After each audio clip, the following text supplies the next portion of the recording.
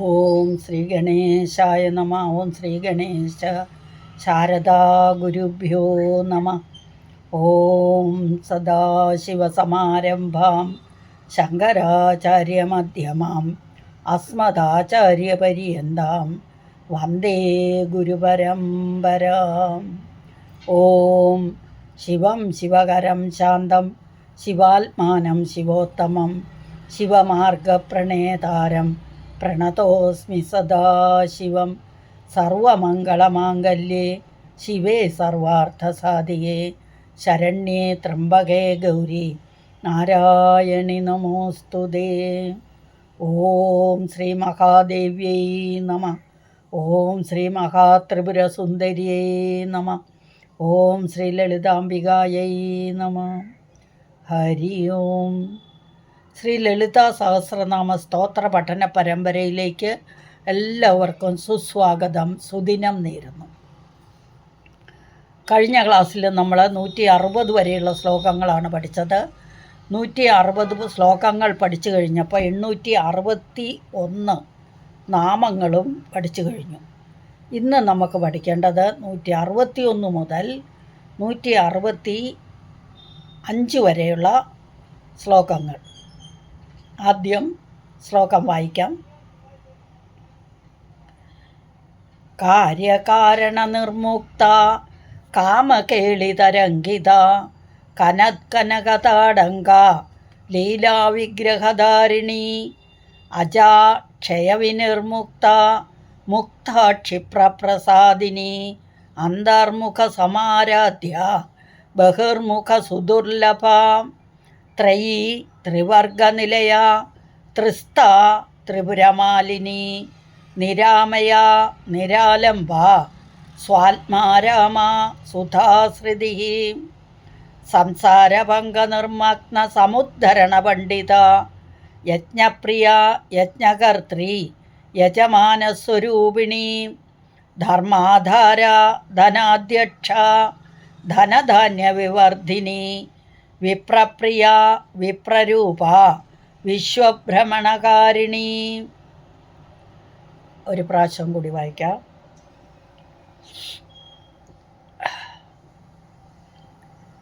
ഓം ഹരിശ്രീ ഗണപതയെ നമ. വിഘ്നമസ്തു. 161 മുതൽ 165 വരെ.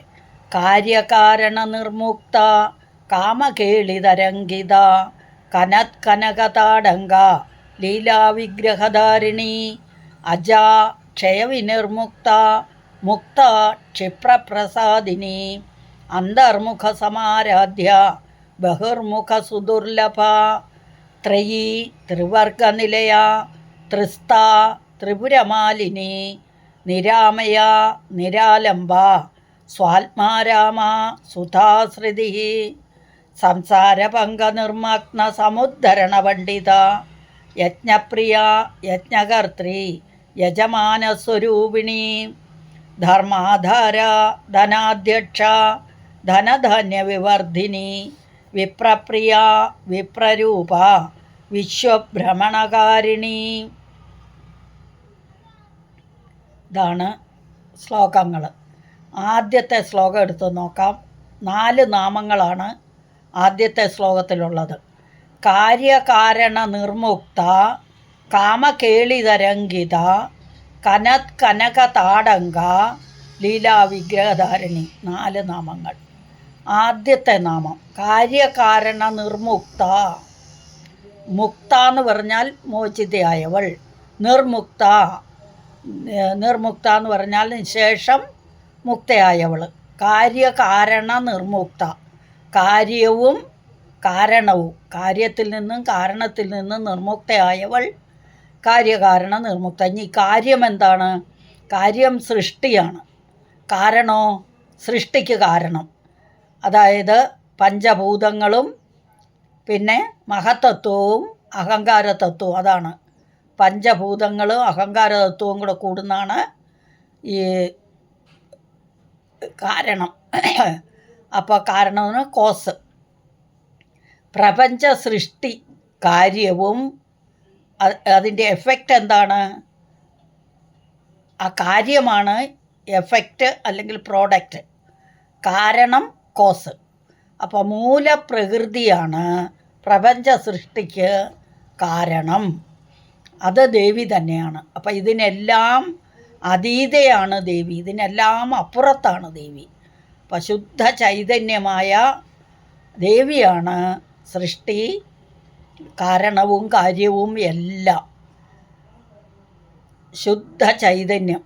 ഇപ്പം രണ്ടാമതൊരു വസ്തുവില്ല ദേവിയല്ലാതെ. അപ്പം അതായത് ഈ സൃഷ്ടിയുള്ളത് കൊണ്ടാണ് കാര്യവും കാരണമൊക്കെ ഉള്ളത്. വാസ്തവത്തിൽ ഒരേ ഒരു വസ്തുവേ ഉള്ളൂ, രണ്ടൊന്നൊന്നില്ല അല്ലേ? ആ ബ്രഹ്മചൈതന്യം അത് മാത്രമാണ് ഉള്ളത്. ബാക്കിയൊക്കെ നമ്മൾ നിരൂപിച്ച് കൂട്ടുന്നതാണ്. അപ്പോൾ കാര്യകാരണ നിർമുക്ത എന്ന് പറഞ്ഞാൽ കാര്യം സൃഷ്ടിയും കാരണം സൃഷ്ടി കാരണവും.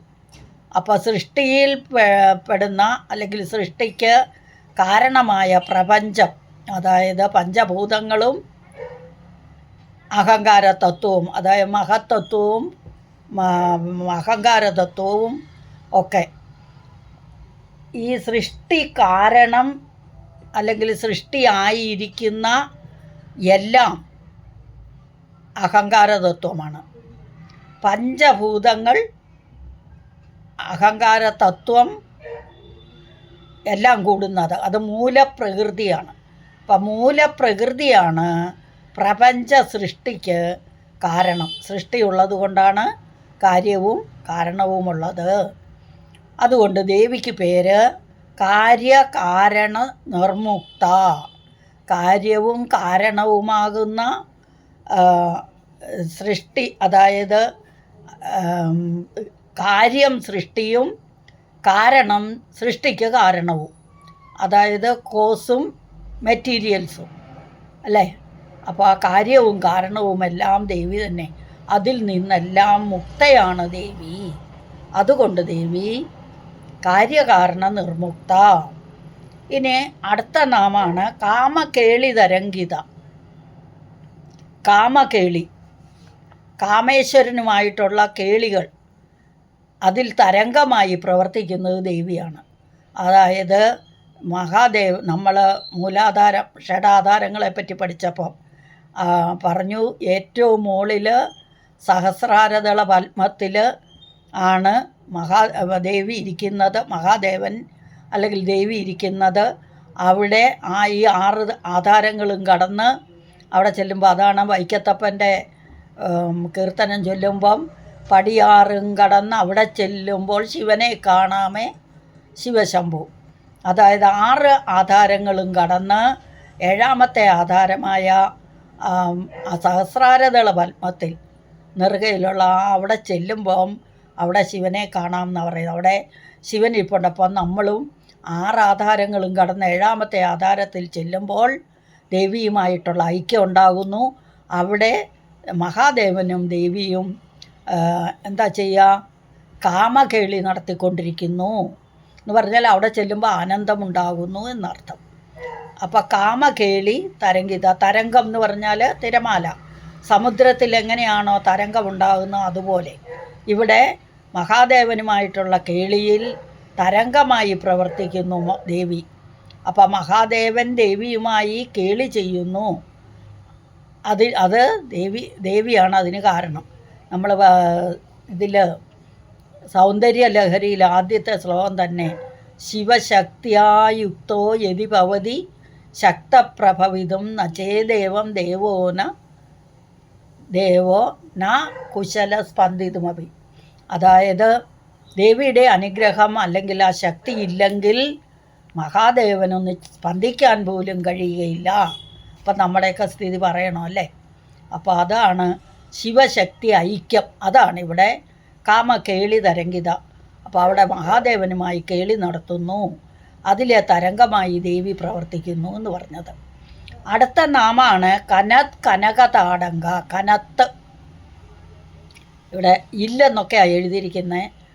സംസ്കൃതത്തിൽ ഇല്ലെന്നൊരക്ഷരം ഇല്ല.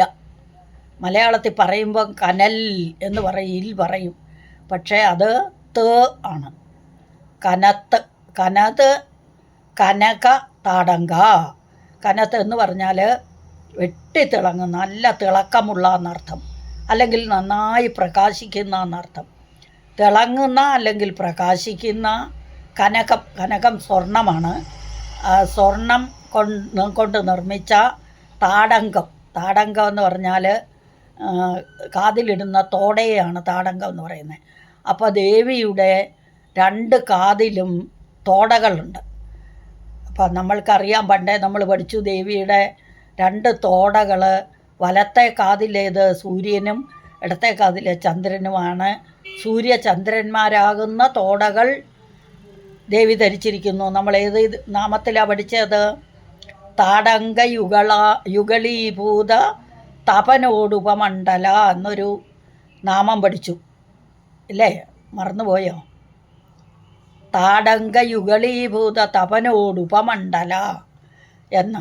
താടങ്കം 2, താടങ്ക യുഗളം 2, ഉടുപൻ എന്താ പറയുക, തപനൻ എന്ന് പറഞ്ഞാൽ സൂര്യൻ, തപിക്കുന്നവൻ സൂര്യൻ. ഉടുപൻ എന്ന് പറഞ്ഞാൽ ചന്ദ്രൻ. അപ്പം സൂര്യചന്ദ്രന്മാരാകുന്ന 2 തോടകൾ ദേവി ധരിച്ചിരിക്കുന്നു. ഇവിടെ അത് തന്നെയാണ്. വെട്ടിത്തിളങ്ങുന്ന അല്ലെങ്കിൽ നല്ലപോലെ പ്രകാശിക്കുന്ന തോടകളോടുകൂടിയവൾ, 2 തോടകൾ ധരിച്ചിരിക്കുന്നവൾ ദേവി. അതുകൊണ്ട് തിളങ്ങുന്ന സ്വർണ്ണത്തോടകളോടുകൂടിയവൾ എന്നർത്ഥം. അപ്പോൾ കനകം കൊണ്ട് നിർമ്മിച്ച വെട്ടിത്തിളങ്ങുന്ന 2 തോടകൾ ധരിച്ചിരിക്കുന്നവൾ ദേവി. കനക താടങ്ക എന്ന് പേര്. അടുത്ത നാമം ലീലാവിഗ്രഹധാരിണി. ലീലാവിഗ്രഹധാരിണി, ലീലയായിട്ട് രൂപം ധരിക്കുന്നവൾ എന്ന് പറഞ്ഞാലോ, വിഗ്രഹം എന്ന് പറഞ്ഞാൽ ഇവിടെ ശരീരം, രൂപം എന്നൊക്കെ അർത്ഥം. കേളിയായിട്ട് ശരീരം രൂപം ധരിക്കുന്നു. ദേവി ജനിക്കുന്നില്ലാത്തതുകൊണ്ട്, ജനനമില്ലാത്തതുകൊണ്ട് ദേവി ജനിക്കുന്നില്ല. അപ്പം ദേവി സ്വയം അല്ലെങ്കിൽ സ്വേച്ഛയാ ഓരോ രൂപങ്ങൾ എടുക്കുന്നതാണ്. അവതാരങ്ങളാണ് ദേവിയുടെ. ആ അവതാരം എന്തിനാണ്? ലോക നന്മയ്ക്കായിട്ട്. ഓരോരോ ആവശ്യങ്ങൾ വരുമ്പോൾ എങ്ങനെയാണോ മഹാവിഷ്ണു അവതാരം എടുക്കുന്നത്, അതുപോലെ തന്നെയാണ് ദേവിയും അവതാരങ്ങൾ എടുക്കുകയാണ്. ലോക നന്മയ്ക്കായി ആവശ്യാനുസരണം അവതാരങ്ങൾ എടുക്കുന്നവൾ. ഭക്തന്മാരെ അനുഗ്രഹിക്കാനും ദുഷ്ടന്മാരെ ശിക്ഷിക്കാനും വധിക്കാനുമൊക്കെയായി ദേവി ഇതനുസരിച്ച് ആവശ്യാനുസരണം പല രൂപങ്ങളെ ധരിക്കുന്നു. അതുകൊണ്ട് ദേവിക്ക് ലീലാവിഗ്രഹധാരിണി എന്ന പേര്. ലീലയായി ശരീരം ധരിക്കുന്നവൾ, അല്ലെങ്കിൽ ലോക നന്മയ്ക്കായി അവതാരങ്ങൾ എടുക്കുന്നവളെന്നും അർത്ഥം. അപ്പം ഈ ശ്ലോകത്തിൽ കാര്യകാരണ നിർമുക്ത, കാര്യവും കാരണവും ആകുന്ന ഇത് പഞ്ചഭൂതങ്ങളും, അതായത് കാര്യം സൃഷ്ടിയാണ്. സൃഷ്ടി എന്ന കാര്യത്തിനു വേണ്ടി റോ മെറ്റീരിയൽസായ പഞ്ചഭൂതങ്ങളും അഹങ്കാരത്വമൊക്കെ ഉപയോഗിക്കുന്നു. അതിൽ നിന്ന് കിട്ടുന്ന ആ പ്രോഡക്റ്റ് ആണ് കാരണം. അപ്പോൾ കാരണവും കാര്യവുമായ കോസും പ്രോഡക്റ്റും അത് മൂലപ്രകൃതിയാണ്. പ്രപഞ്ച സൃഷ്ടിക്ക് കാരണം എന്ന് പറയുന്നത് മൂലപ്രകൃതിയാണ്. അപ്പം ദേവി ഇതിനെല്ലാം അതീതിയായതുകൊണ്ട് ദേവിക്ക് കാര്യകാരണ നിർമുക്ത എന്ന് പേര്. അടുത്ത നാമം കാമകേളി തരംഗിത. കാമേശ്വരൻ മഹാദേവനുമായിട്ടുള്ള കേളികളിൽ തരംഗമായി പ്രവർത്തിക്കുന്നവൾ ദേവി. അതുകൊണ്ട് ദേവിക്ക് കാമകേളി തരംഗിത എന്ന് പേര്. അടുത്ത നാമം കനകതാടങ്ക. കനത്ത് പ്രകാശിക്കുന്ന അല്ലെങ്കിൽ തിളങ്ങുന്ന സ്വർണം കൊണ്ട് നിർമ്മിച്ച തോടകൾ അണിഞ്ഞിരിക്കുന്നവൾ, തോടകളോടുകൂടിയവൾ, സൂര്യചന്ദ്രന്മാരാകുന്ന തോടകളോടുകൂടിയവൾ കനകതാടങ്ക. അടുത്ത നാമം ലീലാവിഗ്രഹധാരിണി. ലീലയായി വിഗ്രഹങ്ങളെ ധരിക്കുന്നവൾ, ഈസിയായിട്ട് അല്ലെങ്കിൽ അനായാസേന രൂപം ധരിക്കുന്നവൾ, ശരീരമാകുന്ന രൂപം ധരിക്കുന്നവൾ എന്നർത്ഥം. അപ്പോൾ ഈ ശ്ലോകം കാര്യകാരണ നിർമുക്ത കാമകേളി തരംഗിത കനകതാടങ്ക ലീലാവിഗ്രഹധാരിണി. അടുത്ത ശ്ലോകം. അജ ക്ഷയവിനിർമുക്ത മുക്ത ക്ഷിപ്രപ്രസാദിനി അന്തർമുഖസമാരാധ്യ ബഹിർമുഖസുദുർലഭ. അജ ക്ഷയവിനിർമുക്ത മുക്ത ക്ഷിപ്രപ്രസാദിനി അന്തർമുഖസമാരാധ്യ ബഹിർമുഖസുദുർലഭ. അജ അജ അജ എന്ന് പറഞ്ഞാൽ ജനനമില്ലാത്തത്. ഇവിടെ അജ എന്ന് ജായിക്ക് ദീർഘമാണ്, സ്ത്രീലിംഗമായതുകൊണ്ട്. അത് പുല്ലിംഗമാകുമ്പോഴോ അജഹ. രണ്ട് കുത്തിട്ട് വിസർഗമിട്ടിട്ട് പറഞ്ഞാൽ പുല്ലിംഗവും അജഹ പുല്ലിംഗവും അജ എന്നത് ആകാര സ്ത്രീലിംഗവും. അപ്പം അജ എന്ന് പറഞ്ഞാൽ ജനനമില്ലാത്തവൾ. ഇനി അജഹ എന്നാണെങ്കിലോ ജനനമില്ലാത്തവൻ എന്ന് പുല്ലിംഗം. നമ്മുടെ വിഷ്ണു സഹസ്രനാമത്തിലും ഉണ്ട് ഭഗവാൻ അജനാണ്, ജനനമില്ലാത്തവൻ എന്ന്. അപ്പോൾ ഇവിടെ അജ ജനനമില്ലാത്തവൾ, നാ ജായതേതി അജ. ഇനി ബ്രഹ്മസ്വരൂപത്തെക്കുറിച്ച് പറയുമ്പം അജം എന്നും പറയും. ജനനം ഇല്ലാത്ത വസ്തു, ജനനരഹിത എന്ന് പറയാം. അപ്പോൾ മുൻപില്ലാത്ത വസ്തുവാണ് ഈ ജനിക്കുന്നത്. ദേവി എന്നുള്ളത് പരബ്രഹ്മമാണ്, അത് നേരത്തെ ഉള്ളതാണ്. പിന്നെ ഈ പ്രപഞ്ച സ്വരൂപിണി എന്നൊക്കെ പറയുന്ന ദേവി നമ്മൾ ആരോപിക്കുന്നതാണ്. അപ്പോൾ പൂർണ്ണ സ്വതന്ത്രയായ ദേവിക്ക് ഏത് രൂപവും എടുക്കാനുള്ള സ്വാതന്ത്ര്യമുണ്ട്. സ്വേച്ഛയാ തിരഞ്ഞെടുത്ത വേഷങ്ങളാണ്, അല്ലെങ്കിൽ ഒരു നാടകമാണ് ഈ ജനിച്ച പോലെയൊക്കെ നമ്മളെ തോന്നിപ്പിക്കുന്നത്. സതീദേവി ദക്ഷൻ്റെയും പിന്നെ മേനാദേവിയുടെയും മകളായി ജനിച്ചു എന്നൊക്കെ പറയുന്നത് അവതാരമെടുക്കുകയാണ് ചെയ്യുന്നത്, അല്ലാതെ ജനിക്കുമല്ല. അപ്പം സ്വേച്ഛയാ തിരഞ്ഞെടുക്കുന്ന രൂപമാണ് ഈ അവതാരങ്ങൾ. അപ്പോൾ ദേവി അജ എന്ന് ദേവിക്ക് പേര്, സ്വന്തമായിട്ട് രൂപമെടുക്കാൻ സാമർഥ്യമുള്ളവൾ. അടുത്ത നാമം ക്ഷയവിനിർമുക്ത. ക്ഷയവിനിർമുക്ത വിഗതമായ അല്ലെങ്കിൽ മുക്ത ക്ഷയം വിഗതമായവൾ, അല്ലെങ്കിൽ ക്ഷയം എന്ന് പറഞ്ഞാൽ നാശം, നാശമില്ലാത്തവൾ എന്നർത്ഥം. നാശത്തിൽ നിന്ന് മുക്തയായവൾ വിനിർമുക്ത, വിഗതമായ വിശേഷമായ എന്നൊക്കെ പറയാം. ഇവിടെ വിഗതമായ അല്ലെങ്കിൽ വിശേഷമായ മുക്തി നേടിയവൾ. എന്തിൽ നിന്ന്? ക്ഷയത്തിൽ നിന്ന്. ക്ഷയം നാശം. ജനിക്കുന്നതെല്ലാം നശിക്കും അല്ലേ? ജനനമുണ്ടെങ്കിൽ മരണവും നിശ്ചയമാണ്. അപ്പം ഇവിടെ ജനനമില്ലാത്തത് കൊണ്ട് നാശവുമില്ല, നശിക്കുന്നില്ല. അപ്പം ജനിച്ച വസ്തുവിനാണ് മരണമുള്ളത് അല്ലെങ്കിൽ നാശമുള്ളത്. ദേവി അജയായതുകൊണ്ട് ദേവി നിത്യയാണ്. പിന്നെ ക്ഷയത്തിൽ നിന്ന്, നാശത്തിൽ നിന്ന് മുക്തി നേടിയവളാണ്. ഭഗവത്ഗീതയിൽ പറയും ഭഗവാൻ അർജുനോട്, എന്താണ് നാ ജായതേ മൃതേ, പിന്നെ അച്ഛോദ്യം ശ്ലോകം നോക്കിയാൽ അറിയുള്ളൂ. അതായത് അതിൻ്റെ അർത്ഥം ഞാൻ മരിക്കുന്നില്ല, പിന്നെ ഒരു ആയുധം കൊണ്ട് മുറിക്കാനോ അഗ്നിയിൽ ദഹിപ്പിക്കാനോ ജലത്തിൽ മുക്കാനോ സാധിക്കില്ല.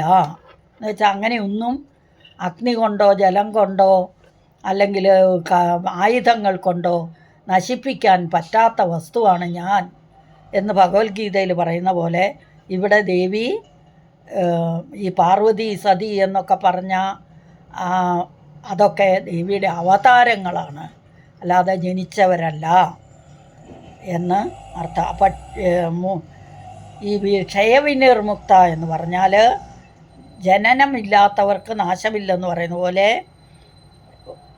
നാശമില്ലാത്ത വസ്തു. അപ്പം ദേവി നാശത്തിൽ നിന്ന് മുക്തയാണ്. അതുകൊണ്ട് ദേവിക്ക് ക്ഷയവിനിർമുക്ത എന്ന് പേര്. അടുത്ത നാമം മുക്ത, മുക്തയായവൾ. മുക്ത എന്ന് പറഞ്ഞാൽ ഇവിടെ മോഹിപ്പിക്കുന്നവൾ എന്നും അർത്ഥമുണ്ട്. സൗന്ദര്യമുള്ളവൾ, നല്ല സുന്ദരിയായവൾ, ആകർഷണീയതയുള്ളവൾ. അപ്പോൾ ആകർഷണീയ ആത്മചൈതന്യമുള്ളത് കൊണ്ടാണ് എല്ലാവർക്കും, അതായത് ഈ സുന്ദരമായ മോഹിപ്പിക്കുന്ന ശരീരമുള്ളവൾ അല്ലെങ്കിൽ സുന്ദരി എന്നും എടുക്കാം നമുക്ക്. അതായത് സത്തും ചിത്തും ചേരുന്ന സച്ചിദാനന്ദം, സച്ചിത്താണ് ദേവി. സത്തെന്ന് പറഞ്ഞാൽ ശിവം, മംഗളമായത് അല്ലേ. നമ്മൾ ആ സത്തില്ലെങ്കിൽ, അല്ലെങ്കിൽ ആ ചൈതന്യം നമ്മളിലില്ലെങ്കിൽ വെറും ജഡമാണ് നമ്മൾ അല്ലേ. മുക്ത, സുന്ദരാംഗി. ഇവിടെ സുന്ദരമായ അംഗങ്ങളോടുകൂടിയവൾ സുന്ദരാംഗി എന്നെടുക്കാം, സുന്ദരി എന്നർത്ഥം എടുക്കാം. അടുത്ത നാമം ക്ഷിപ്രപ്രസാദിനി. ക്ഷിപ്രപ്രസാദിനി, ക്ഷിപ്രം എന്ന് പറഞ്ഞാൽ പെട്ടെന്ന്, പ്രസാദിനി പ്രസാദിക്കുന്നവൾ, പെട്ടെന്ന് പ്രസാദിക്കുന്നവൾ ക്ഷിപ്രപ്രസാദിനി. ഇനി അടുത്ത നാമം അന്തർമുഖ സമാരാധ്യ. ഇനി ഈ ക്ഷിപ്രപ്രസാദിനി എന്ന് പറഞ്ഞു അല്ലേ, അതിനൊരു ഉദാഹരണമാണ് നമ്മൾ സൗന്ദര്യലഹരിയിൽ ഭവാനി ത്വം, ആ ശ്ലോകം പറയാൻ തുടങ്ങുന്നതിന് മുമ്പേ ത്വം എന്ന് പറയുന്നില്ല, ഭവാനി എന്ന് വിളിക്കുമ്പോൾ തന്നെ എന്താണോ ആ ഭക്തൻ ആവശ്യം അത് ചെയ്തു കഴിഞ്ഞിരിക്കും. ദേവി അത് കൊടുത്തു കഴിയുന്നു. അതായത് ദേവിയെ ഭജിച്ചാൽ നമ്മളെയും ദേവിയാക്കി മാറ്റുന്നു, നമ്മൾക്കും ആ ദേവിത്വം നൽകുന്നു എന്നർത്ഥം. അപ്പോൾ എന്താണ്, ഒരു ഭക്തൻ, ദേവിയെ ഭജിക്കുന്ന ഒരു ഭക്തന് ദേവിയായി തന്നെ തീരുന്നു, ആ ദേവിത്വം നൽകുന്നു എന്നർത്ഥം. അപ്പോൾ ഇനി അടുത്ത നാമാണ് അന്തർമുഖ സമാരാധ്യ. അന്തർമുഖം എന്ന് പറഞ്ഞാൽ നമ്മുടെ ആത്മാവ് അന്തർമുഖരായി ആരാധിക്കുക എന്ന് പറഞ്ഞാൽ നമ്മളുടെ ഇന്ദ്രിയങ്ങളെയൊക്കെ അടക്കി നിർത്തി നിയന്ത്രിച്ച്, അന്തർമുഖരായവർ എന്ന് പറഞ്ഞാൽ നമ്മൾ എളുപ്പത്തിൽ അന്തർമുഖം എന്ന് പറഞ്ഞാൽ അകത്തേക്ക് നമ്മളുടെ ഉള്ളിലുള്ള അല്ലെങ്കിൽ ഇന്ദ്രിയങ്ങളെ കൊണ്ട് നമ്മളുടെ ഇന്ദ്രിയങ്ങളെ എല്ലാം നിയന്ത്രിച്ച് നിർത്തി അന്തർമുഖരായി തീരുന്നവർക്ക് എളുപ്പത്തിൽ ദേവിയെ ആരാധിക്കാൻ പറ്റുന്നു. അപ്പോൾ അതിന് യോഗ്യയായവളാണ് ദേവി. അന്തർമുഖരായവർക്ക് എളുപ്പത്തിൽ ആരാധിക്കാൻ യോഗ്യതയുള്ളവൾ എന്നർത്ഥം. അപ്പം ഈ സന്യാസിമാരും മഹാന്മാരൊക്കെ അന്തർമുഖരായിട്ടാണ് ദേവിയെ കാണുന്നത്. അകക്കണ്ണുകൊണ്ട് കാണുക എന്ന് പറയില്ലേ, അകക്കണ്ണു തുറപ്പിക്കാൻ ആശാൻ ബാല്യത്തിലെത്തണം എന്ന് പറഞ്ഞാൽ ചെറുപ്പകാലത്ത് ആശാന്മാർ, ഗുരുക്കന്മാർ വന്ന് അകക്കണ്ണിനെ തുറപ്പിക്കണം. അപ്പോൾ അകത്ത് നിന്ന് നമ്മുടെ അകക്കണ്ണ് കൊണ്ട് വേണം നമ്മൾ ദേവിയെ ആരാധിക്കാൻ. അപ്പോഴേ ദേവി പ്രത്യക്ഷമാവുള്ളൂ, വേഗം പ്രസാദിക്കും. അപ്പോൾ അന്തർമുഖർ ആരാധ്യ എന്ന് പറഞ്ഞാൽ സമ്യക്കായി ആരാധിക്കാൻ പറ്റുന്നു. അപ്പോൾ അന്തർമുഖരായവർക്ക് സമ്യക്കായി ആരാധിക്കാൻ കഴിയുന്നവൾ, അതിന് തക്ക യോഗ്യതയുള്ളവളാണ് ദേവി. അതുകൊണ്ട് ദേവിക്ക് അന്തർമുഖ ആരാധ്യ എന്ന് പേര്. അടുത്ത നാമം അതിൻ്റെ നേരെ ഓപ്പോസിറ്റ്, ബഹിർമുഖ സുദുർലഭ. ബഹിർമുഖരായവർക്ക് ദുർലഭയാണ് ദേവി എന്ന് പറയുന്നു. ആരാ ഈ ബഹിർമുഖർ? അതായത് തോന്യവാസം ജീവിക്കുന്നവർ. ഉപനിഷത്തിൽ പറയും പരാങ് വാഞ്ചി എന്നൊക്കെ, പരാഞ്ചി എന്നൊക്കെ പറയും. പരാഞ്ചി ഖാനി വൃണത സ്വയം എന്നൊക്കെ പറഞ്ഞിട്ടൊരു ശ്ലോകമൊക്കെ ഉണ്ട്. അതായത് എന്താ അതിന് പറയുക, അന്തർമുഖരാകാത്തവർക്ക് ബഹിർമുഖരായവർക്ക് എളുപ്പത്തിൽ ദേവിയെ പ്രസാദിപ്പിക്കാൻ സാധിക്കില്ല, ദേവി പ്രസാദിക്കില്ല. അപ്പോൾ ആരാധിക്കാൻ ഇച്ചിരി പ്രയാസമാണ്, ക്ലേശമാണ്. അതാണ് ഉപനിഷത്തിൽ പറയുന്നത്. നമ്മുടെ ഇന്ദ്രിയങ്ങൾക്കും മനസ്സിനും പുറത്തുള്ളതിനെ കാണാൻ മാത്രമേ പറ്റുള്ളൂ. അന്തർമുഖരായവർക്ക് ദേവിയെ ശരിക്ക് അനുഭവിക്കാൻ പറ്റുള്ളൂ. അതുകൊണ്ട് നമ്മളെല്ലാവരും എല്ലാ ഇന്ദ്രിയങ്ങളെയും നിയന്ത്രിച്ച് അന്തർമുഖരായി തീരുക. അപ്പോൾ ദേവി സുലഭയായിട്ട് നമ്മൾക്ക് അനുഭവിക്കാൻ പറ്റും.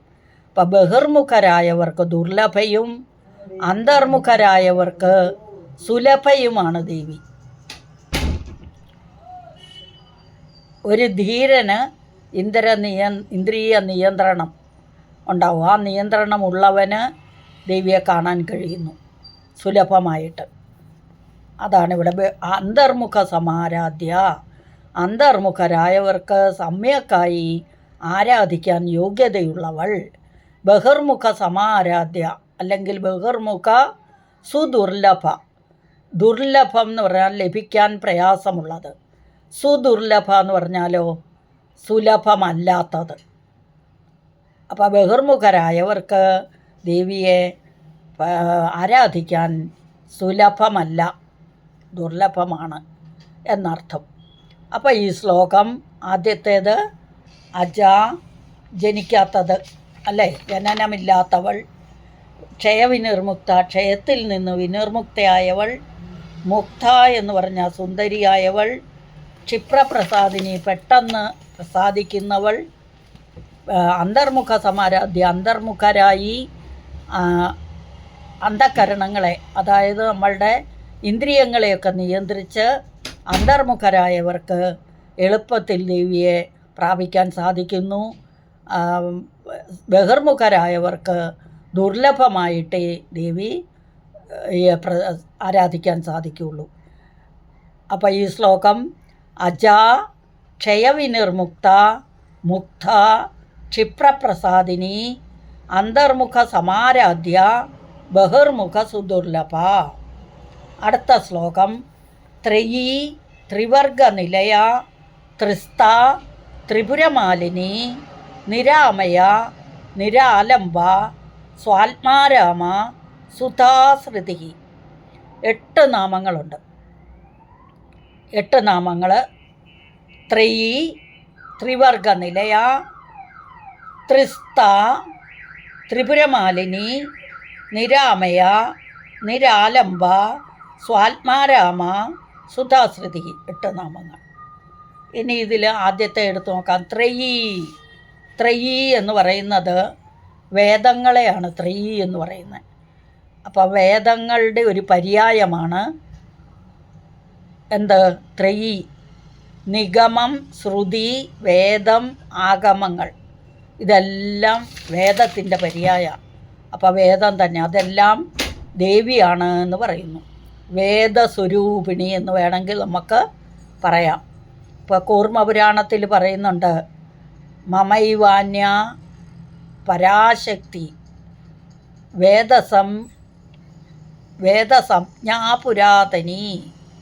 അതായത് ഈ ഋഗ്, യജുർ, സാമവേദങ്ങൾ 3 അത് ദേവീരൂപം, അതായത് എൻ്റെ തന്നെ മറ്റൊരു രൂപമാണ് എന്നാണ് പറയുന്നത്. അപ്പോൾ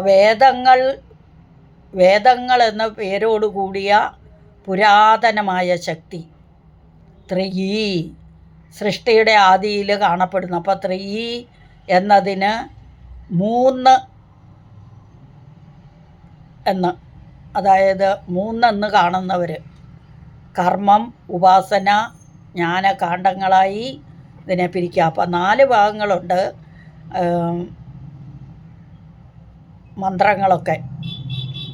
അതിൽ 3 യജ്ഞങ്ങൾ, യാഗം, ബ്രാഹ്മണങ്ങൾ എന്നൊക്കെ പറയും. ഇനി വേദങ്ങൾ 4 അതിൽ ഋഗ്, യജുർ, സാമ 3 പറയുന്നുള്ളൂ. അപ്പോൾ ത്രിവേദം, ഋഗ്വേദം, യജുർവേദം, സാമവേദം, ഇത് മൂന്നിനെ കാണിക്കുന്നു. അപ്പോൾ അതിന് മൂന്നിനും മാത്രം പ്രാധാന്യം നൽകിക്കൊണ്ട് ത്രയീ എന്ന് പറയുന്നു. അപ്പോൾ വേദങ്ങളുടെ ഒരു വേറെ പേരാണ് ത്രയീ. അടുത്ത നാമം ത്രിവർഗ നിലയ, 3 വർഗങ്ങളുടെ നിലയം. എന്താണ് ഈ ത്രിവർഗം? അതായത് 3 എന്ന് എന്തൊക്കെയുണ്ടോ അതിലെല്ലാം നിലയനം ചെയ്തിരിക്കുന്നത് ദേവിയാണെന്നർത്ഥം. ത്രിവർഗം ഋതുവേദങ്ങളിൽ, ഇതേ വേദങ്ങളിൽ തന്നെ പ്രതിപാദിച്ചിരിക്കുന്ന മനുഷ്യൻ നേടേണ്ട പുരുഷാർത്ഥങ്ങളാണ്. അതുപോലെ തന്നെ മനുഷ്യരാഗ്രഹിക്കുന്നതും പുരുഷാർത്ഥം, 4 പുരുഷാർത്ഥം. ആ 4ൽ ധർമ്മ, അർത്ഥം, കാമം മാത്രം, അത് 3 എടുത്താൽ അതിനെ ത്രിവർഗം എന്ന് പറയും, അല്ലേ? ആ 4ാമത്തെ മോക്ഷമില്ല, അതൊഴിച്ച് ബാക്കി. അപ്പോൾ പുരുഷൈഹി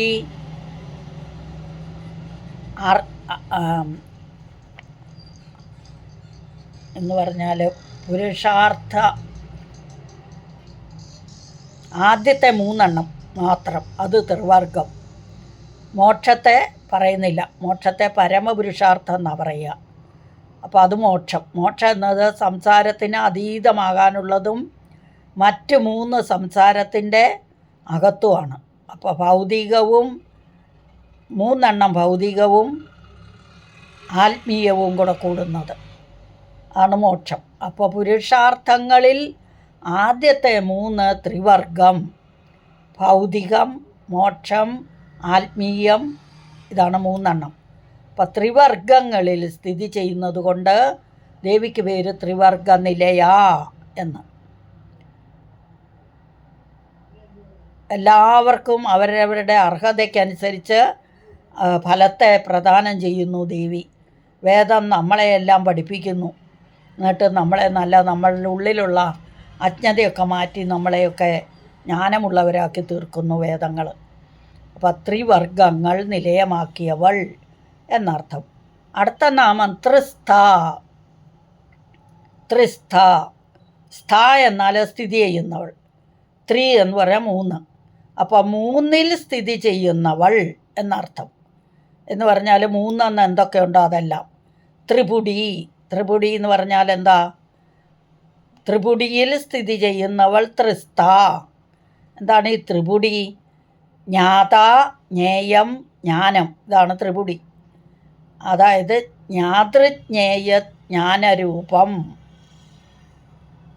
അതായത് ഒന്ന് അറിയപ്പെടുന്ന ആൾ, അറിയപ്പെടേണ്ട വസ്തു, അറിയപ്പെട്ട് കഴിഞ്ഞ് കിട്ടുന്ന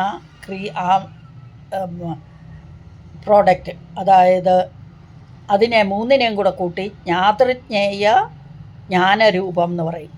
ഇതൊക്കെ ദേവി തന്നെയാണ് എന്ന് പറയുന്നു. ഇനി 3 എന്നറിയപ്പെടുന്നത് ത്രിമൂർത്തികൾ, ബ്രഹ്മ, വിഷ്ണു, മഹേശ്വരന്മാർ, ത്രിമൂർത്തികൾ. പിന്നെ ത്രിപുരം, 3 പുരങ്ങൾ. ത്രിപുരം 3ആയി പിരിഞ്ഞിരിക്കുന്നവ അവർ. അപ്പം അത് വേറെ 3 ത്രിദേവിമാർ: ലക്ഷ്മി, സരസ്വതി, ഗൗരി. 3 വാണി, ലക്ഷ്മി, ഗൗരി. പിന്നെ ത്രിഗുണങ്ങൾ: സത്വ, രജസ്, തമോ ഗുണങ്ങൾ. സത്വഗുണം, രജോ ഗുണം, തമോ ഗുണങ്ങൾ. പിന്നെ 3 അവസ്ഥ: ജാഗ്രത അവസ്ഥ, പിന്നെ സ്വപ്നാവസ്ഥ, സുഷുപ്തി അവസ്ഥ. 3 അവസ്ഥകൾ. ഇനി 3 ശരീരങ്ങൾ: ത്രിശരീരം 3. ഏതൊക്കെയാണ്? ശരീരത്രയം എന്ന് പറയും അതിനെ. സൂക്ഷ്മ ശരീരം, സ്ഥൂല ശരീരം, പിന്നെ എന്താണ്? കാരണശരീരം. അപ്പം സ്ഥൂല, സൂക്ഷ്മ, കാരണ ശരീരങ്ങളെ ത്രിപുടി എന്ന് പറയും. 3 പറയും. ഇനി അടുത്തത് കൂടത്രയം. 3 കൂടങ്ങളെപ്പറ്റി നമ്മൾ പഠിച്ചു ഇല്ലേ? ഷഡാധാരങ്ങളെപ്പറ്റി പഠിച്ചപ്പം എന്തൊക്കെയാണത്? ശ്രീവിദ്യാമന്ത്രത്തിൽ വാഗ്ഭവകൂടം, ശക്തികൂടം, പിന്നെ മധ്യകൂടം. 3 കൂടങ്ങൾ. ഇനി ശക്തിത്രയം, 3 ശക്തികൾ. ഇച്ഛാശക്തി, ജ്ഞാനശക്തി, ക്രിയാശക്തി, 3 ശക്തികൾ. ഇതെല്ലാം ദേവി തന്നെയാകുന്നു. അപ്പോൾ ധർമ്മ അർത്ഥ കാമങ്ങൾ ഒക്കെ ദേവിയാകുന്നു. ത്രിഗുണങ്ങൾ ദേവിയാകുന്നു. ത്രിപുരങ്ങൾ ദേവിയാകുന്നു. ത്രിമൂർത്തികൾ ദേവിയാകുന്നു.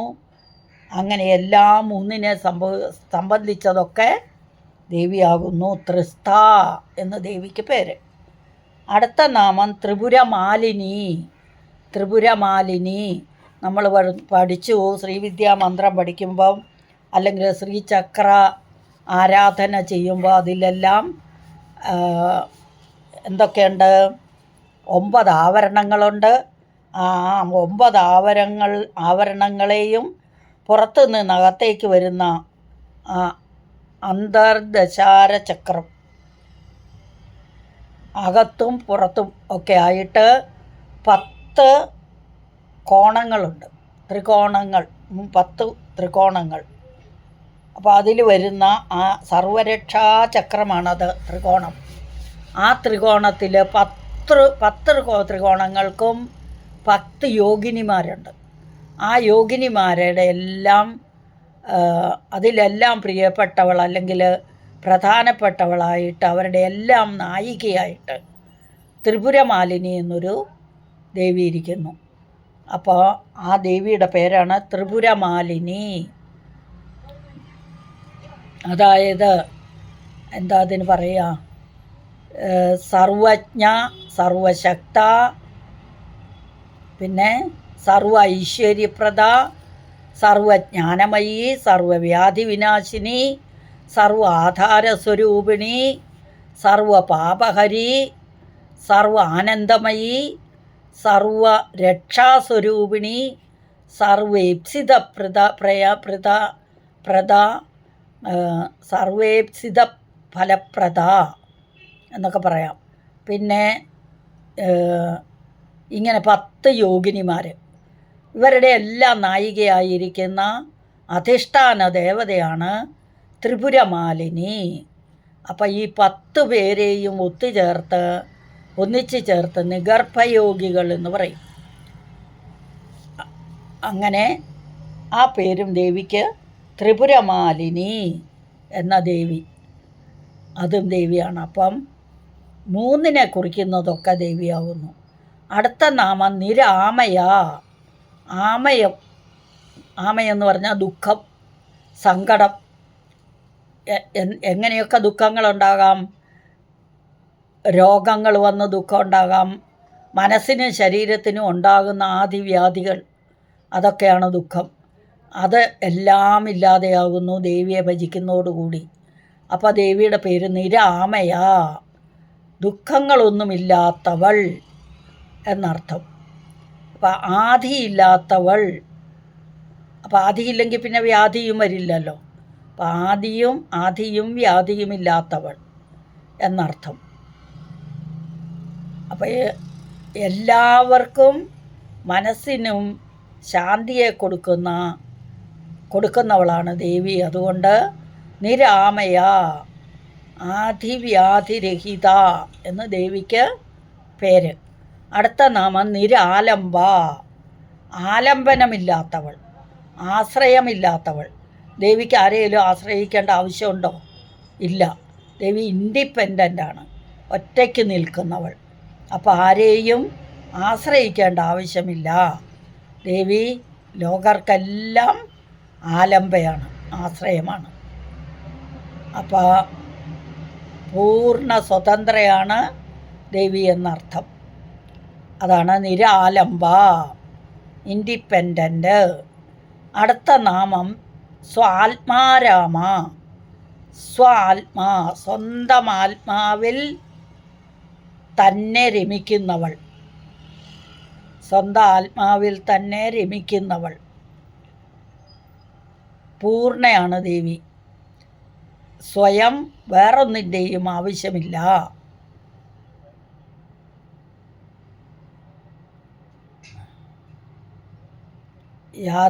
ഏതൊരു വസ്തുവാണോ, അതായത് രണ്ടാമതൊന്നില്ല, അതാ സ്വാത്മാരാമ. അടുത്ത നാമം സുധാശ്രുതി. സുധ എന്ന് പറഞ്ഞാൽ പ്രവാഹം, അമൃത്. അതാണ്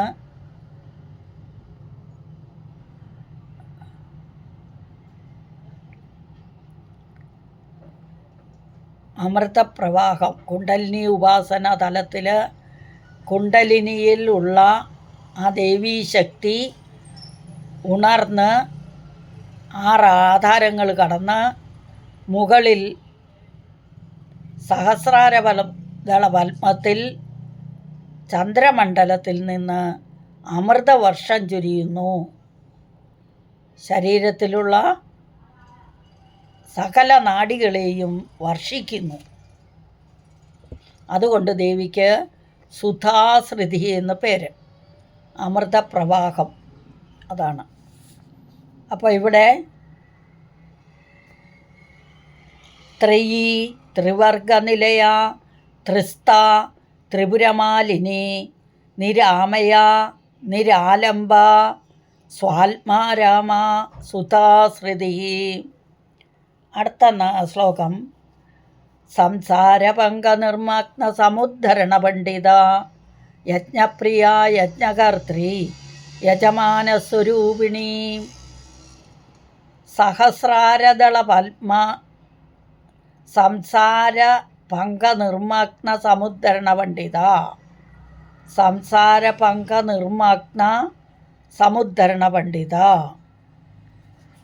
ആദ്യത്തെ നാമം സംസാര പങ്കം. പങ്കം എന്ന് പറഞ്ഞാൽ ചെളി, സംസാരം ലോകം, നിർമഗ്ന മുഴുകിയിരിക്കുന്ന.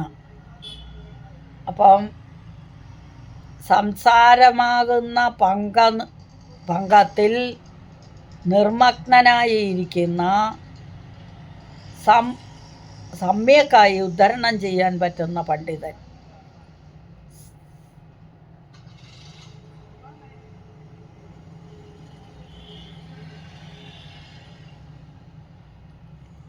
അപ്പോൾ സംസാര പങ്കമാകുന്ന ചെളിയിൽ നിന്ന് നമ്മളെയെല്ലാം ഉദ്ധാരണം ചെയ്ത് നല്ലവരാക്കി ജ്ഞാനശക്തി, ക്രിയാശക്തി ഒക്കെ തന്ന് നമ്മളെ രക്ഷിക്കുന്ന ആരാണ്? ഈ ദേവി തന്നെയാണ്. സംസാര പങ്കനിർമഗ്ന സമുദ്ധരണ പണ്ഡിത. ഒറ്റ പേരാണ് ദേവിക്ക്, ആ കുഞ്ഞു ദേവിക്ക്. എന്താണ് ആ പേര്?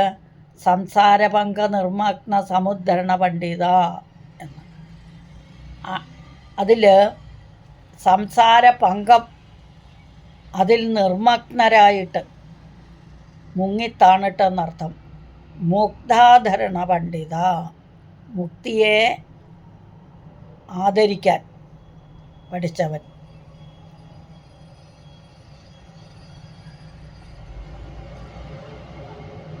ധർമാധാര സംസാര പങ്ക നിർമഗ്ന സമുദ്ധരണ പണ്ഡിത.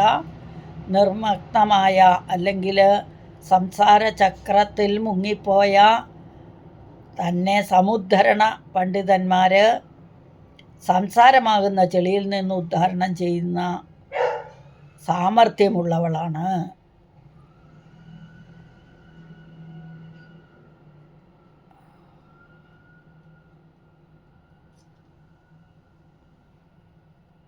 സംസാരഭഗ്ന നിർമഗ്ന സമുദ്ധരണ പണ്ഡിത. അടുത്ത നാമം യജ്ഞപ്രിയ. യജ്ഞം പ്രിയമായവൾ, യജ്ഞന് പ്രിയമായവളെന്നും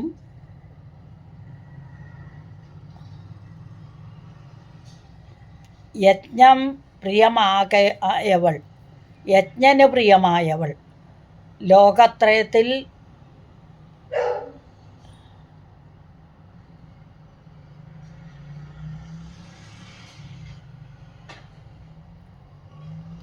അതായത് യജ്ഞം എന്ന് പറഞ്ഞാൽ ഇപ്പം നമ്മൾ ഭഗവാനിൽ പൂർണ്ണ സമർപ്പണത്തോടു കൂടി ചെയ്യുന്ന എല്ലാ കാര്യങ്ങളും, പൂജകളായിക്കോട്ടെ ദാനങ്ങളായിക്കോട്ടെ, എന്ത് ചെയ്താലും അതൊക്കെ യജ്ഞമാണ്.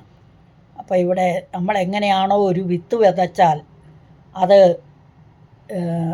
ചെടിയായിട്ട് മുകളിലേക്ക് വരികയും അതിൽ ഇലകളും പൂക്കളും കായകളും ഒക്കെ ഉണ്ടാകുകയും ചെയ്യുന്നത്. അതുപോലെയാണ് ഈ യജ്ഞം എന്ന് പറയുന്നത്. അപ്പം യജ്ഞം പ്രിയമായി ഉള്ളവൾ, യജ്ഞന് പ്രിയമായവൾ എന്നൊക്കെ അർത്ഥം. അപ്പം നമ്മളിത് മനസ്സിലാക്കുവാണ്, ഈ പ്രപഞ്ചം മുഴുവൻ പ്രവർത്തിക്കുന്ന ഈശ്വര ഭാവമാണ് യജ്ഞം എന്ന് മനസ്സിലാക്കുവാണെങ്കിൽ നമുക്ക് മനസ്സിലാവും ഈശ്വര നിശ്ചയമാണ്. നമ്മൾക്ക് വൈരാഗ്യ ബുദ്ധിയോ മാത്സര്യമോ അല്ലേ ഒന്നും തന്നെ ഉണ്ടാവില്ല. സൽക്കർമ്മങ്ങളെല്ലാം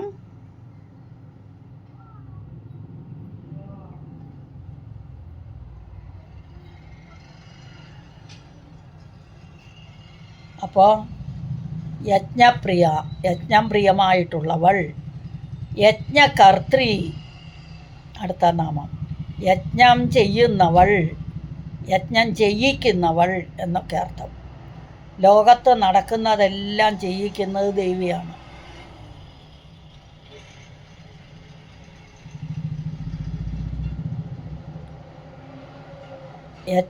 യജ്ഞപ്രിയ. ഇനി പ്രിയ ആഹാരമുണ്ട് കേട്ടോ. യജ്ഞകർत्री എന്ന് പറഞ്ഞാൽ യജ്ഞം ചെയ്യുന്നവൾ, യജ്ഞം ചെയ്യിക്കുന്നവൾ എന്നൊക്കെ അർത്ഥം. ലോകത്ത് നടക്കുന്ന എല്ലാ നല്ല കാര്യങ്ങളും ധാർമ്മികവും സത്സ്വഭാവവുമായിട്ട് ചെയ്താൽ, അത് ഭഗവാനിൽ സമർപ്പിച്ചുകൊണ്ട് ചെയ്താൽ അത് ദേവിയാണ്. അഹങ്കാരമില്ലാത്തതും നല്ല നിഷ്കളങ്കവുമായ അറിവ്, യജ്ഞകർत्री. അടുത്ത നാമം യജ്ഞകർत्री കിട്ടിയല്ലോ. യജ്ഞം ചെയ്യുന്നവൾ, യജ്ഞം ചെയ്യിപ്പിക്കുന്നവൾ, യജ്ഞം ചെയ്യുന്ന ആൾ.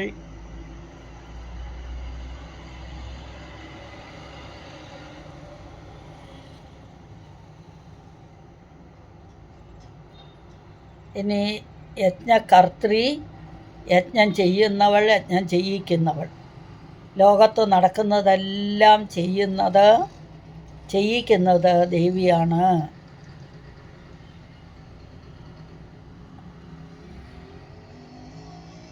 ഇനി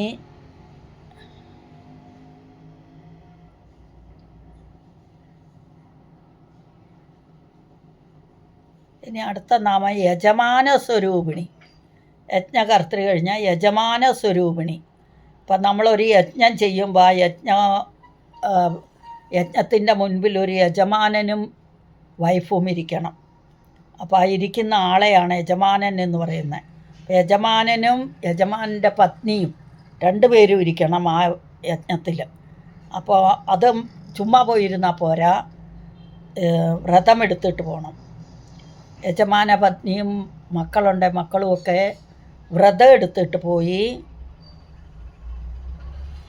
ദേവിയോടുകൂടി ഇത് ചെയ്യണം. അപ്പോൾ യജമാന സ്വരൂപിണി എന്ന് പറഞ്ഞാൽ യജമാന സ്വരൂപത്തോടു കൂടിയവൾ. യജമാനൻ യജ്ഞം നടത്തുമ്പോൾ യജമാന പത്നിയും വ്രതമെടുത്ത് കൂടെ ഉണ്ടാകണം. ദക്ഷ പ്രജാപതി ഇത് വല്ലതും ചിന്തിച്ചോ? ഇല്ല. അപ്പോൾ യജമാന സ്വരൂപിണി എന്നുള്ളതിന് കിട്ടി. ദീക്ഷയെടുത്ത് യജ്ഞം ചെയ്യുന്നവൻ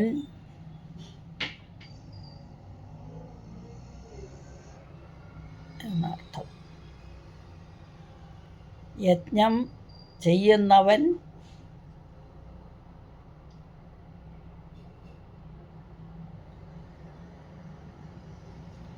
അപ്പം യജമാന സ്വരൂപിണി, യജമാന സ്വരൂപത്തോടു കൂടിയവൾ. യജമാനൻ യജ്ഞം നടത്തുമ്പോൾ യജമാന പത്നിയും വ്രതമെടുത്ത് കൂടെ ഉണ്ടാകും. അതുകൊണ്ട് യജമാന സ്വരൂപിണി, യജ്ഞകർത്തൃ യജമാന സ്വരൂപിണി. അപ്പോൾ ആദ്യം മുതൽ നോക്കാം. സംസാരഭംഗ നിർമ്മഗ്ന സമുദ്രണ പണ്ഡിത, 16 അക്ഷരമുള്ള വലിയ നാമം.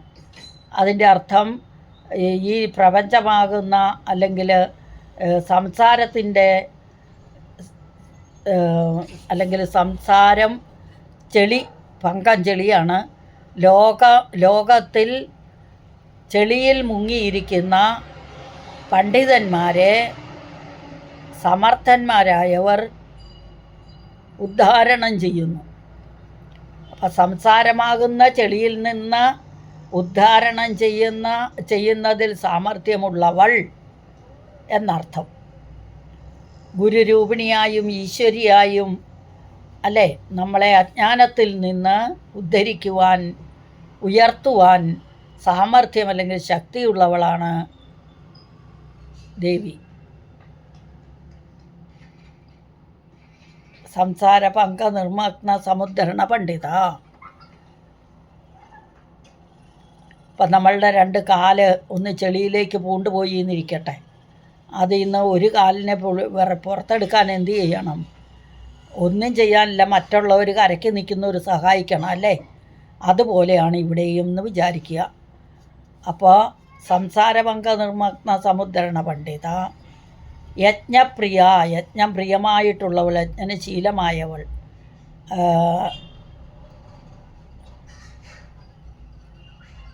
ലോകത്തിന് സഹായമാകുന്ന ഏത് പ്രവൃത്തിയും ഏത് ജോലിയും ധന്യമാണ്.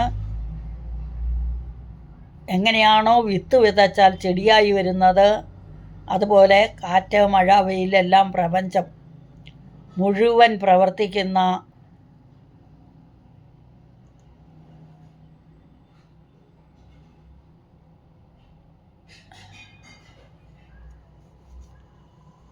അപ്പം ഈ ശ്ലോകം സംസാരഭംഗ നിർമ്മഗ്ന സമുദ്ധരണ പണ്ഡിത യജ്ഞപ്രിയ യജ്ഞകർत्री യജമാനസ്വരൂപിണി.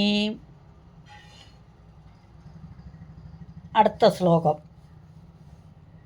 ധർമാധാര ധനാധ്യക്ഷ ധനധാന്യവിവർദ്ധിനി വിപ്രപ്രിയ വിപ്രരൂപ വിശ്വഭ്രമണകാരിണി.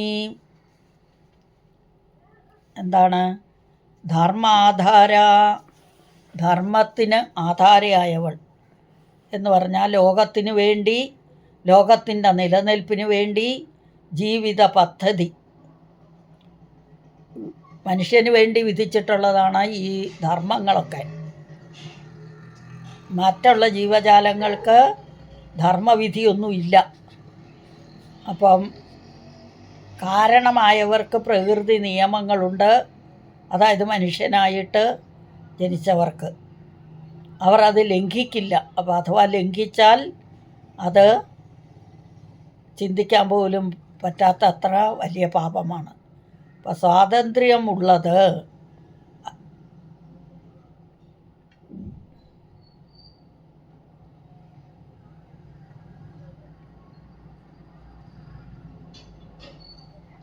അപ്പം ഇവിടെ ധർമ്മ ആധാര, ധർമ്മം, എല്ലാ ധർമ്മങ്ങൾക്കും മൂലമായിരിക്കുന്ന ശാസ്ത്രങ്ങളൊക്കെ അല്ലേ, എല്ലാം വേദമാണ്. അപ്പോൾ ആ ധർമ്മശാസ്ത്രങ്ങൾക്കെല്ലാം ആധാരമായിരിക്കുന്ന ദേവി. ധർമ്മം അനുഷ്ഠിച്ച് ജീവിക്കണം, അപ്പോഴേ ദേവിയുടെ ശാസനകൾ ഇതാവുള്ളൂ. അപ്പോൾ എങ്ങനെയാണ് ആചാരം അല്ലെങ്കിൽ ധർമ്മം നിലനിർത്തുന്നത്? നാഥയായിരിക്കുന്ന എന്നാണ് പറഞ്ഞത്.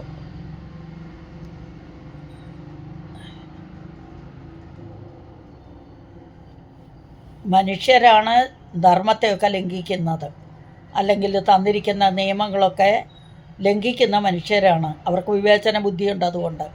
അതേസമയം ഈ ജന്തുക്കൾ അല്ലെങ്കിൽ ബാക്കിയുള്ള ചരാചരങ്ങൾക്കൊക്കെ ഓരോ ശാസ്ത്രീയ രീതികളുണ്ട്, അവർ അതനുസരിച്ചാണ്. അപ്പം ഇവിടെ ധർമ്മ ആധാര, ധർമ്മത്തിന് ആധാരയായവൾ.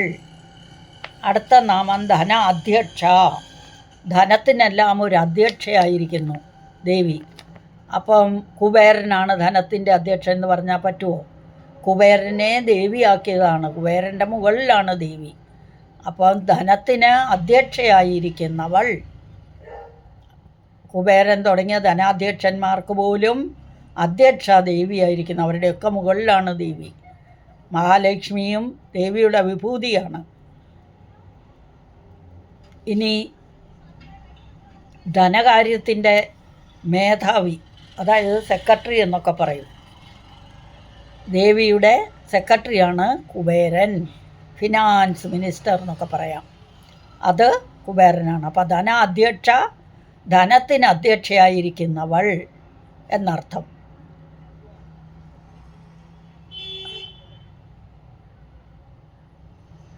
അടുത്ത നാമം ധനധാന്യ വിവർദ്ധിനി. ധനത്തെയും ധാന്യത്തെയും വർദ്ധിപ്പിക്കുന്നവൾ. വിവർദ്ധിനി എന്ന് പറഞ്ഞാൽ വർദ്ധിപ്പിക്കുക. അപ്പോൾ ധനധാന്യത്തെ വർദ്ധിപ്പിക്കുന്നതിന് ദേവിയുടെ അനുഗ്രഹം വേണം. ധനത്തെയും ധാന്യത്തെയും വർദ്ധിപ്പിക്കുന്നവൾ ദേവി, ധനധാന്യ വിവർദ്ധിനി. അടുത്ത നാമം വിപ്രപ്രിയ. വിപ്രന് പ്രിയമായിട്ടുള്ളവൾ, വിപ്രന്മാരോട് പ്രിയമുള്ളവൾ. അതായത് ബ്രാഹ്മണ ശ്രേഷ്ഠന്മാർ എല്ലാവരും വേദശാസ്ത്രങ്ങളിലുള്ള അറിവുള്ളവരാണ്. അപ്പോൾ സമഭാവന, സംസ്കാരം, സത്യസന്ധത, ലോക ഉപകാരങ്ങളെല്ലാം ഈ വിപ്രന്മാർ അല്ലെങ്കിൽ ദ്വിജന്മാർ പ്രവർത്തിക്കുന്നു. അതുകൊണ്ട് ആ വിപ്രന്മാരോട് പ്രിയമുള്ളവളാണ് ദേവി. വിദ്യ കൊണ്ട് മാർഗദർശനം ചെയ്യുന്നു. അതുകൊണ്ട് ഈ ശ്ലോകം വിപ്രപ്രിയ. ഇനി ഈ നാമം, അടുത്ത നാമം വിപ്രരൂപ. വിപ്രന്മാരുടെ രൂപത്തോട്. വിപ്രന്മാരെന്ന് പറഞ്ഞാൽ ബ്രാഹ്മണർ, വെറും പൂണൂലിട്ടുകൊണ്ട് നാടകം കളിക്കുന്നവരല്ല. ശരിക്കും ഇട്ടാൽ വേണ്ട വിധം അതിനെ മാനിക്കുന്നവരാണ് ബ്രാഹ്മണർ. ബ്രാഹ്മണ ശ്രേഷ്ഠർ എന്നർത്ഥം. അവരോട് പ്രിയമുള്ളവളാണ് ദേവി. ഇനി വിപ്രരൂപ, വിപ്രന്മാരുടെ രൂപത്തോടു കൂടിയവൾ. ഒരു ദേവിയുടെ ഒരു അംശം തന്നെയാണ് ബ്രാഹ്മണി, അല്ലേ? ബ്രഹ്മാവിൻ്റെ രൂപം എടുത്തു വന്നതുകൊണ്ട് ബ്രഹ്മാണി. അടുത്തത് ഇന്ദ്രാണി, ഇന്ദ്രൻ്റെ രൂപം ധരിച്ചുകൊണ്ട് ഇന്ദ്രാണി. ഇനി അങ്ങനെ കുറേ പേരുണ്ട്, അല്ലേ? ബ്രഹ്മാണി, മാഹേശ്വരി, വൈഷ്ണവി എല്ലാം അതിനുദാഹരണങ്ങളാണ്. വിപ്രരൂപ, വിപ്രന്മാരുടെ രൂപത്തോടു കൂടിയവൾ. അടുത്ത നാമം വിശ്വഭ്രമണകാരിണി. ഈ വിശ്വഭ്രമണകാരിണി എന്ന് പറഞ്ഞാൽ വിശ്വത്തെ ഭ്രമിപ്പിക്കാൻ, ആ ബ്രഹ്മാണ്ടത്തെ മുഴുവൻ ഭ്രമണം ചെയ്യിക്കുന്നവൾ ദേവിയാണ്. അതുകൊണ്ട് വിശ്വഭ്രമണകാരിണി. അപ്പോൾ ഈ ശ്ലോകത്തിൽ എന്തൊക്കെയാണ്? ഈ ശ്ലോകത്തിൽ ധർമാധാര, ധർമ്മത്തിന് ആധാരമായവൾ. ധനാധ്യക്ഷ, ധനത്തിന് അധ്യക്ഷയായിരിക്കുന്നവൾ. ധനധാന്യ വിവർദ്ധിനി, ധനത്തെയും ധാന്യത്തെയും വർദ്ധിപ്പിക്കുന്നവൾ. വിപ്രപ്രിയ, വിപ്രന്മാരോട് അല്ലെങ്കിൽ ബ്രാഹ്മണരോട് പ്രിയമുള്ളവൾ. വിപ്രരൂപ, വിപ്രന്മാരുടെ രൂപത്തോടു കൂടിയവർ. വിശ്വഭ്രമണകാരിണി, വിശ്വങ്ങളെ ബ്രഹ്മാണ്ടങ്ങളെയൊക്കെ ഭ്രമണം ചെയ്യിക്കുന്നവൾ. അപ്പോൾ ഈ ശ്ലോകം ധർമാധാര, ധനാധ്യക്ഷ, ധനധാന്യ വിവർദ്ധിനി, വിപ്രപ്രിയ, വിപ്രരൂപ, വിശ്വഭ്രമണകാരിണി. ഇനി മുഴുവനും ശ്ലോകങ്ങൾ ഒരു പ്രാവശ്യം കൂടെ വായിക്കാം. കാര്യകാരണ നിർമുക്ത, കാമകേളിതരംഗിത, കനത്കനകതാടങ്ക, ലീലാവിഗ്രഹധാരിണി, അജാക്ഷയ വിനിർമുക്ത, മുക്താക്ഷിപ്രപ്രസാദിനി, അന്തർമുഖ സമാരാധ്യ, ബഹിർമുഖ സുദുർലഭ, ത്രയീ ത്രിവർഗനിലയ, ത്രിസ്ഥാ ത്രിപുരമാലിനി, നിരാമയ നിരാലംബ, സ്വാത്മാരാമാസുധാശ്രുതി, സംസാരപങ്കനിർമഗ്ന സമുദ്ധരണ പണ്ഡിത, യജ്ഞപ്രിയ യജ്ഞകർत्री, യജമാനസ്വരൂപിണി, ധർമാധാരാധനാധ്യക്ഷ, ധനധാന്യ വിവർദ്ധിനി, വിപ്രപ്രിയ, വിപ്രരൂപ, വിശ്വഭ്രമണകാരിണി. അടുത്ത ശ്ലോകങ്ങളുമായിട്ട് അടുത്ത ക്ലാസ്സിൽ വരുമ്പോഴേക്കും ഹരി ഓം. അമ്മേ നാരായണ. സകലം ശ്രീദേവ്യാർപ്പണമസ്തു. അപരാധസഹസ്രാണി ക്രിയന്തേ ഹർനിശമ്മയാ, ദാസോയമിതി മാമത്വ ക്ഷമസ്യ പരമേശ്വരി. ആവാഹനം